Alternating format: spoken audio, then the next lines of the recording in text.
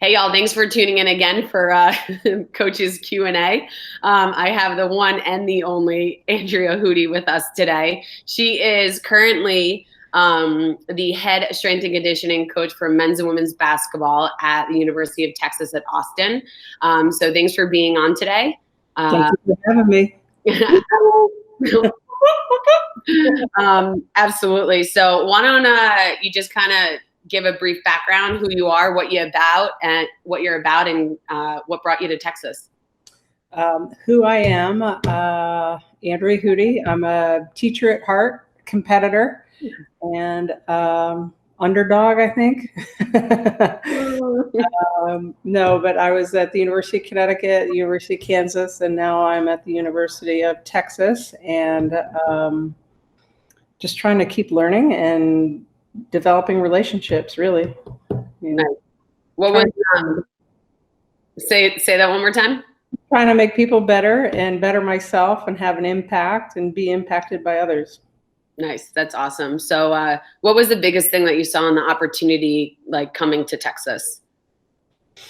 The resources and the people. To have the opportunity to work here. You know, when I was growing up, the University of Texas was the place to be, right? And it was the university that you always wanted to get to. And the opportunity came up, and Shaka, who might be the best human being on the face of the earth, provided this opportunity along with the administration, where they used to have separate men's and women's athletics department, but the fact that they hold, women are in high regard here, and you can feel it, and it's awesome.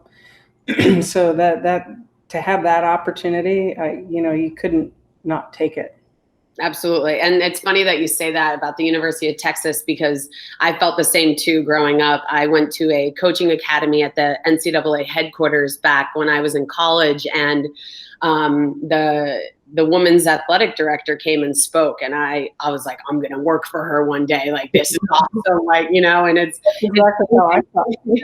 Yeah. And, it was one of those things that I've had the chance to visit there, and I've been at the university, and I've spoken at the Athletic Performance Summit, and, there's so much history, and I think it's really cool, not to mention the Strength and Conditioning Museum as well. That's Art Museum. That's unbelievable with Jan Todd and what they're doing there, and then just the collaboration and the people that are willing to uplift everybody.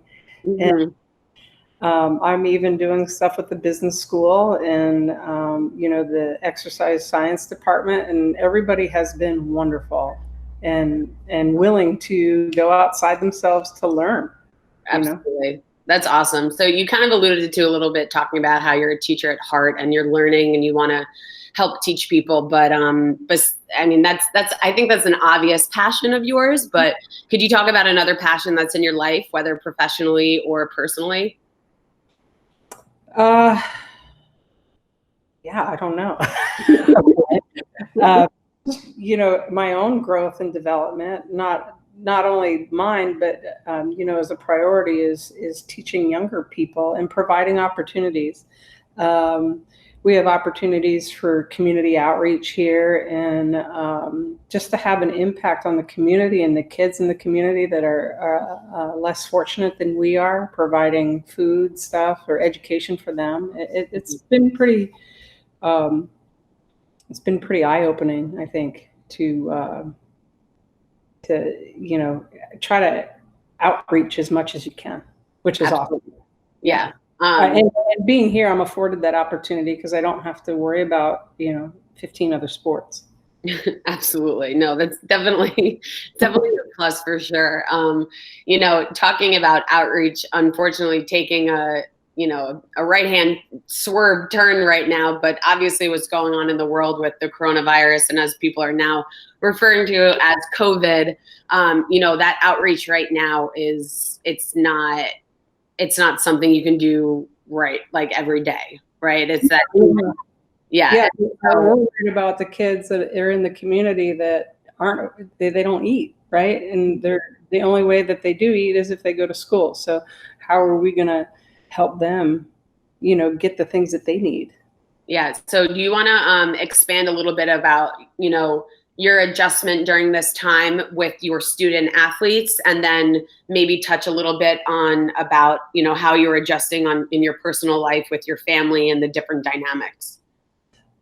So with the student athletes, you know, what was interesting was being a part of what was unprecedented in terms of the NCAA being canceled.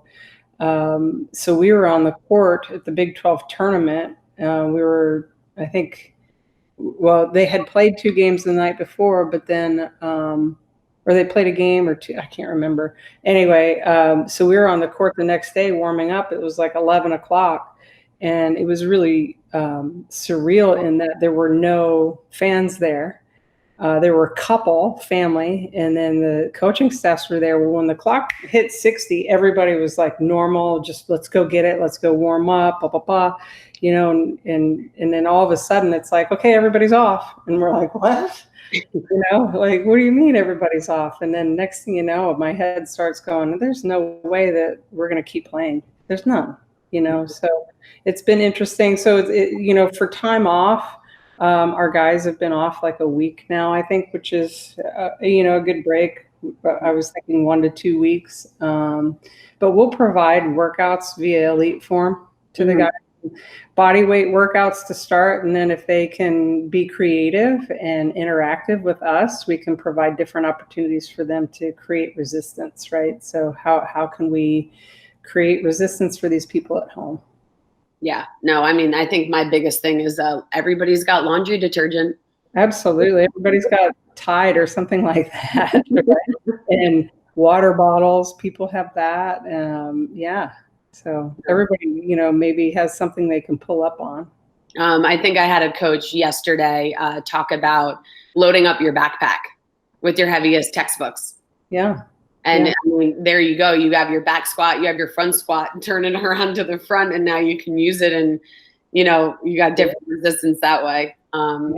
So, you know, obviously, I think it seems as if it's like an ongoing trying to figure it out as it goes day by day with your student athletes. But you know, right now we had a conversation before this, and you had family coming in and friends coming in. You know, talk about your at-home dynamics and how those have changed. At-home dynamics are actually, for me, better because I don't have to worrying about other people. Worry about the family and what's going on just inside these walls. So that's actually been kind of nice to explore cooking and exercise. Best thing I've ever done was buy a Peloton. You know, so people sometimes hate it. Sometimes people love it, but I love it. I'm doing 2 days on it and have more time to sit and do what I want to do, you know, which I just restained or sanded and restained some wooden furniture that I had. So I'm like, there's my hobby, right? I'm actually getting back to who I am. Oh, no, I think it's huge. And, you know, it's all about being, we were talking about like being present, being 10 toes down, like, you know, embracing the uncertainty that's around you, because as strength coaches, we are so accustomed to routine, and, you know, we always have an expectation of how the day's going to go, even if we do get curveballs thrown at us. And now it's an empty calendar. It's a empty day. And it's how do we want to fill that? Yeah, I think basketball strength coaches might be a little bit more attuned to the uncertainty a little bit, just with the basketball culture. So it's like, I'm okay with it, right? And or the adaptation of your daily schedule. I think it's different for basketball than it is most sports, because that is a changing schedule all the time. Yeah, no, that makes sense. Now that you say it, that makes a lot of sense. I don't have to worry about it. Yeah.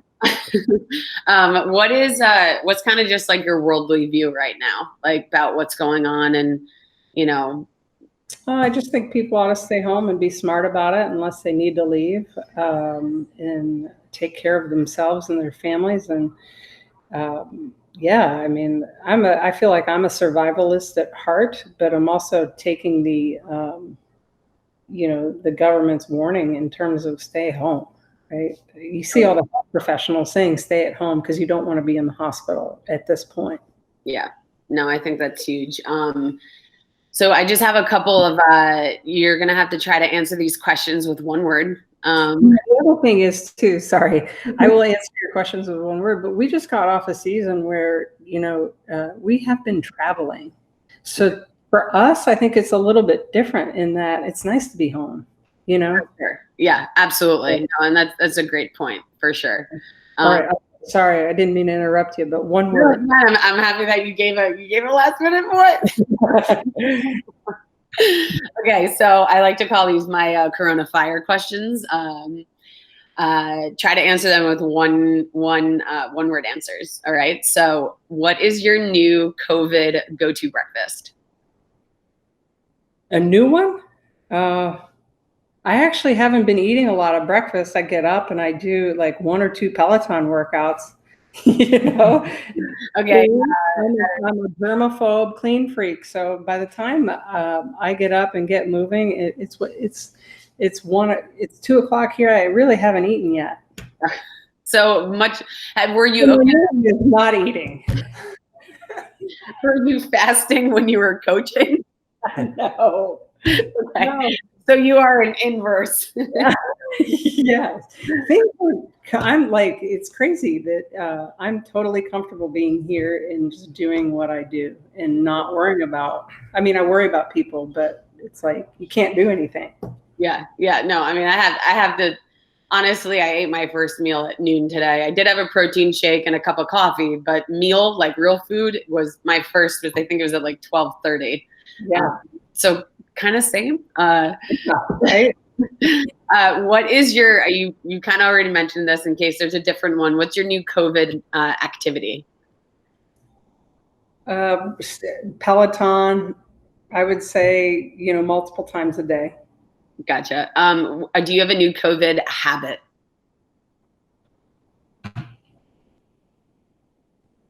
No. On the couch like Garfield. Yes. It's my new habit. Insert Garfield picture with Hudy's head on it right there. Nap time. What Maybe is something that napping is my new habit? What's happening is your new habit? No, napping. Napping is my new habit. Got it. Very good. Very good. Something you took advantage of before COVID was a thing. So, say that again. So what had something that you've previously taken advantage of and you've realized it now that COVID is a thing? Time. Okay. Time with myself. Nice. Is that time with yourself? Yeah. No, that makes sense. Sense. Yeah. The older I get, the more of an introvert I'm becoming. It's kind of strange. Is that because you're better at reading people and you don't want to be around them, or? I don't know. I don't know. I just, I don't know. Just being more comfortable with just myself, right? No, I think that's so true, though. and what a better time of like learning or relearning about who you are than during this time. Well, right? I feel like I'm in high school again, really, So you're saying COVID has made you younger? Yeah.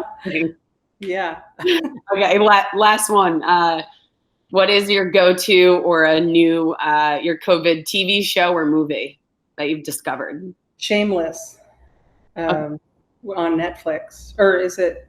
No, it's on HBO. HBO. No, it's on Netflix. I don't know, but Shameless with William H. Macy. That's pretty interesting. It's like you take every bad situation or any situation that could go bad and you make it really bad, right?